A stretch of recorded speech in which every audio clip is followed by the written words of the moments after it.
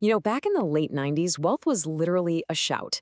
It was the heavy gold-plated rims, the massive recognizable logos everywhere, just undeniable flash. But today, the most expensive clothes in the entire world look like absolutely nothing. We're looking at this highly calculated system where the ultra-high net worth individuals are signaling their complete departure from the masses.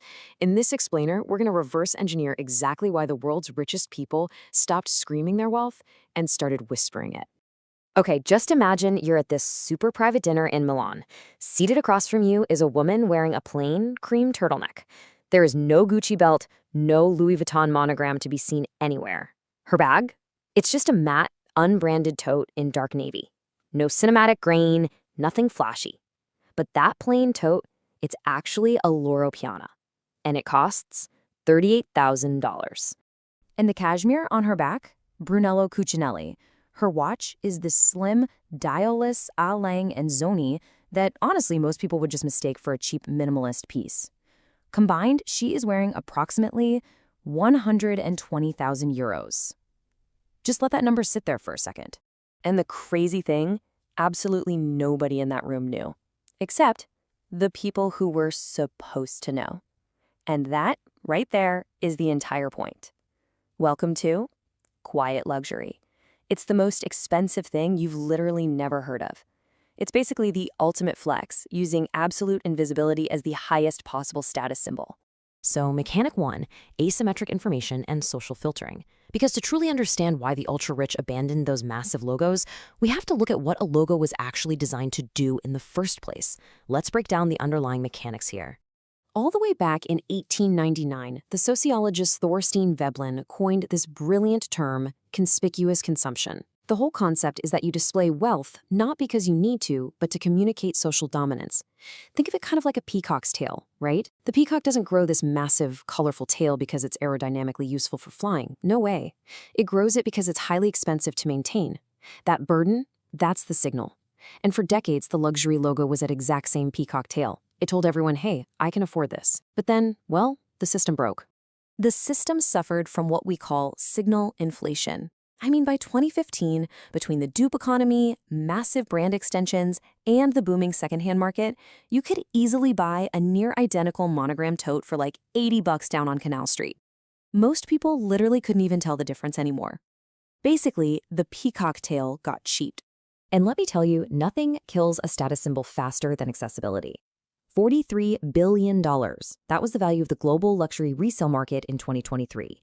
The original signal of wealth had been completely hijacked by the masses. So what did the truly wealthy do when their signal gets stolen? Well, they don't abandon luxury. They just make it incredibly hard to read.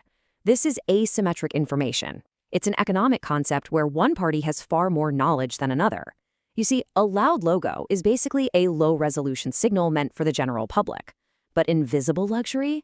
That is an entirely different ballgame. Which brings us to Mechanic 2, the knowledge tax.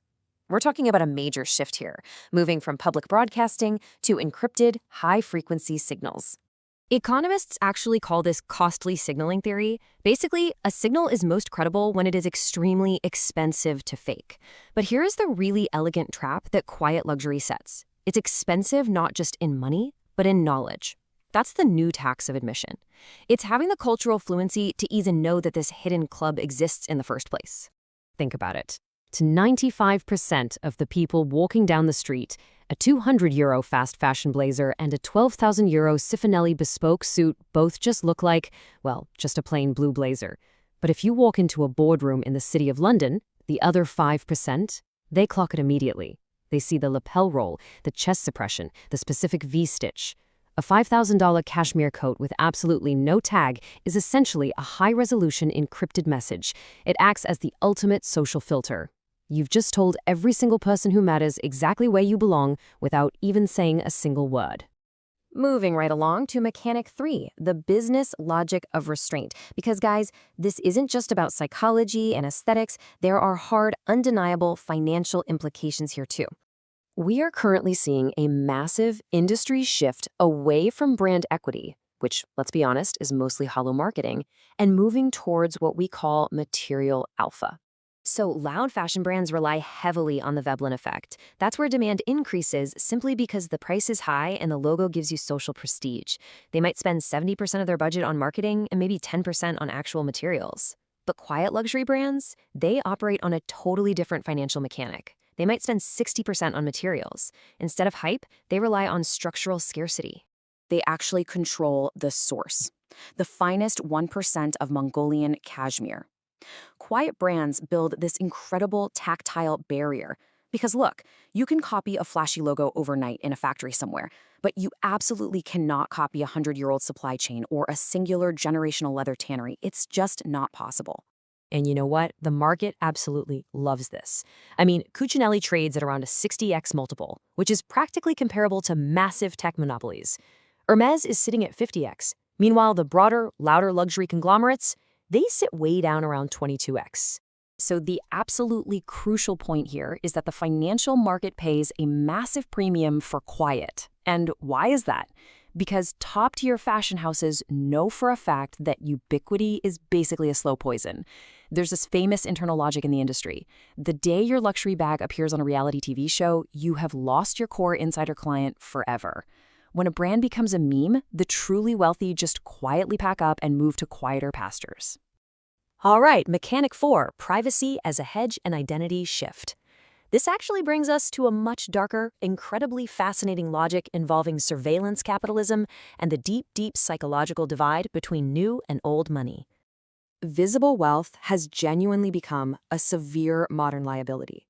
It's a status tax. In our current era of surveillance capitalism, facial recognition, and all this rising social friction, visible wealth is just dangerous. Wearing a loud $200,000 watch makes you a massive target for thieves, for tax authorities, and for aggressive social media scrutiny. Being noticed today is a penalty. And sitting right underneath that fear is a highly powerful psychological operating system. It's called self-verification theory. It essentially means we behave in ways that confirm how we already see ourselves. If your internal identity is, hey, I worked hard to get here, you buy the logos, you display the evidence. It's an aspirational declaration aimed outward. But if your identity is, I have always been here, you display nothing. Because to generational wealth, providing evidence of your arrival is considered incredibly vulgar. They simply do not need external validation. The ultra-wealthy today fear one thing above literally everything else: being lumped in with the aspirational class. The absolute worst thing you can do to someone who has truly arrived is make them look like they are still trying to. Quiet luxury is, at its core, an act of social exclusion, just politely dressed up as minimalism. This is social camouflage. Invisible luxury allows the elite to enjoy the absolute highest quality of life without paying the status tax of being noticed. In our modern world, the ultimate luxury isn't owning things. It's the ability to be completely unsearchable. If the algorithm cannot categorize your wealth, you have officially won the game. Which leads us to a massive question. One that you should definitely be asking yourself the next time you look at the fashion industry. What are we actually buying? Are we buying materials, or are we just buying a signal? Because as the middle class gains more and more access to entry-level luxury, the ceiling of true exclusivity simply has to move higher, straight into the realm of the invisible. Because the truth is, the most powerful systems in reality don't need to explain themselves. They just are. The loudest statement you can make today is absolute silence, which, if you really think about it, is the oldest trick in the history of power. Now, if the hidden mechanics of how power signals itself fascinates you, wait until you see our next explainer. We'll be looking at how the world's biggest coffee company, Starbucks, is actually operating as a $1.6 billion shadow bank. You definitely won't want to miss it.